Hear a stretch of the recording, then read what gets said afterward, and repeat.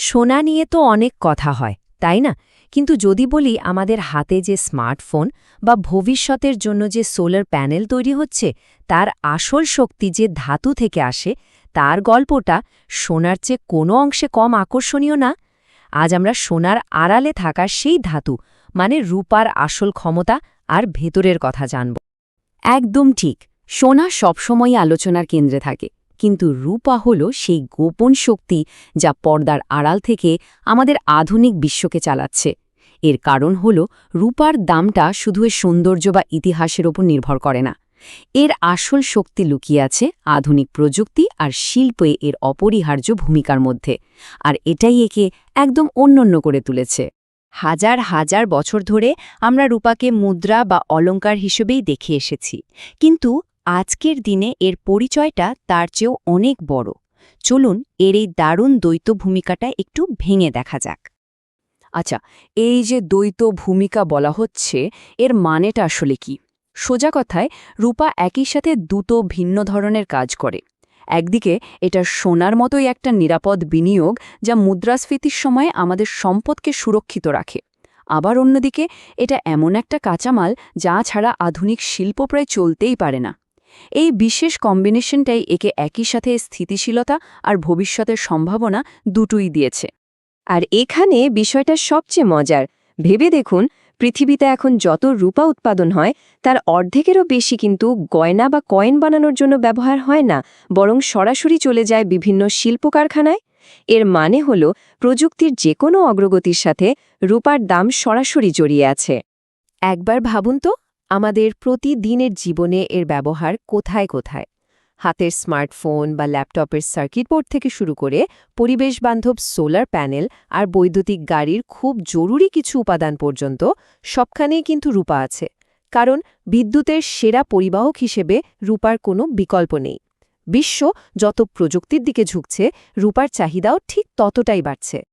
আচ্ছা, তাত্ত্বিক কথা তো অনেক হলো, এবার একদম কাজের কথায় আসা যাক। যদি কেউ রূপা কিনতে চান, তাহলে এর মান বা বিশুদ্ধতা কিভাবে বুঝবেন?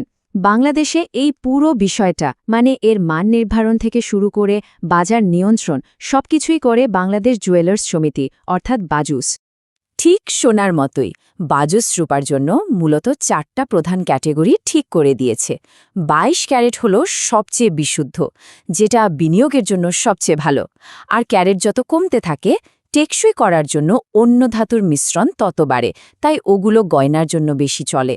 আর সবশেষে আছে সনাতন রূপা, যার ব্যাপারটা একটু অন্যরকম। পার্থক্যটা এখানে বেশ পরিষ্কার। একদিকে 22 ক্যারেট রূপা, যেটা 91.6% খাঁটি, হলমার্ক করা এবং একটা নির্ভরযোগ্য বিনিয়োগ। আর অন্যদিকে আছে সনাতন রূপা, যেটা মূলত পুরনো গয়না গলিয়ে আবার তৈরি করা হয়। এ কারণেই এর কোনো নির্দিষ্ট বিশুদ্ধতা স্ট্যান্ডার্ড থাকে না, এবং পরে বিক্রি করতে গেলে এর দাম কতটা পাওয়া যাবে তা আগে থেকে বলা খুব মুশকিল।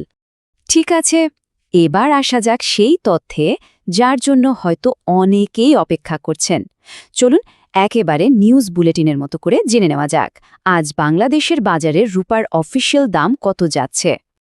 আরেকটা বিষয় পরিষ্কার করে নেওয়া ভালো, এই দামগুলো কিন্তু কোনো ব্যক্তিগত মতামত নয়, এগুলো সরাসরি বাজুস থেকে নির্ধারিত, যা এই তথ্যের সবচেয়ে নির্ভরযোগ্য উৎস। আজকের বাজার দর অনুযায়ী 22 ক্যারেট হলমার্কযুক্ত রূপার প্রতি ভরির দাম হল দাম। টেবিলে যেমনটা দেখা যাচ্ছে, বিশুদ্ধতা কমার সাথে সাথে দামও কমছে। তবে একটা জরুরি বিষয় মনে রাখতে হবে, গয়না কেনার সময় কিন্তু এই দামের সাথে মজুরি বা মেকিং চার্জ যোগ হবে, যা ডিজাইন আর দোকানের উপর নির্ভর করে আলাদা হতে পারে। আর একবার বলছি, আজকের বাজারের মূল সূচক হল এই সংখ্যাটি, 22 ক্যারেট হলমার্কযুক্ত রূপার দাম, যা দিয়ে বাজারের বাকি ক্যাটাগরির দামের তুলনা করা হয়। দাম তো জানা গেল, কিন্তু আসল প্রশ্ন হল এই দামটা কেন প্রতিদিন ওঠানামা করে? চলুন পর্দার আড়ালে থাকা সেই আন্তর্জাতিক কারণগুলোর দিকে তাকাই, যা আমাদের দেশের স্থানীয় বাজারের দামকে নিয়ন্ত্রণ করে। রূপার দাম মূলত কয়েকটা বড় বিষয়ের উপর নির্ভর করে। যেহেতু আন্তর্জাতিক বাজারে রূপা কেনাবেচা হয় মার্কিন ডলারে, তাই ডলার যখন শক্তিশালী হয় তখন সাধারণত রূপার দাম কিছুটা কমে। আবার যখন বিশ্বে অর্থনৈতিক অনিশ্চয়তা তৈরি হয়, তখন বিনিয়োগকারীরা এটাকে একটা নিরাপদ অপশন হিসেবে দেখেন। তবে আজকের দিনে সবচেয়ে বড় চালিকা শক্তি হল শিল্প খাতের চাহিদা, বিশেষ করে ইলেকট্রনিক্স এবং গ্রিন এনার্জি সেক্টর থেকে যে অমচং চাহিদা তৈরি হচ্ছে সেটা। এই উক্তিটাই আসলে পুরো বিষয়টার সারমর্ম। প্রযুক্তির বাড়চনই এখন রূপার বাজারের মূল চালক।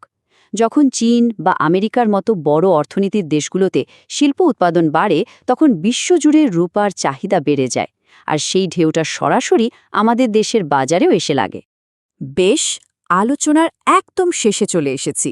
যারা রূপা কেনার কথা ভাবছেন তাদের জন্য একটা ছোট্ট কিন্তু খুব জরুরি চেকলিস্ট আসুন দেখে নেওয়া যাক। এই কয়েকটি বিষয় মাথায় রাখলেই সিদ্ধান্তটা নিরাপদ হবে।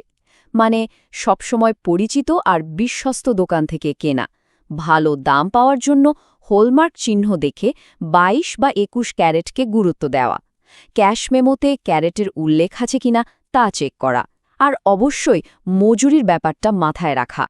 আজকের আলোচনার শেষে এই প্রশ্নটাই আমাদের ভাবায়, যেহেতু প্রযুক্তি আর সবুজ শক্তির এই নতুন বিশ্বের রূপার ভূমিকা দিন দিন কেবল বাড়ছেই, তাহলে কি আমরা এর আসল সম্ভাবনার কেবল শুরুটা দেখতে পাচ্ছি? ভাবনার বিষয়, তাই না?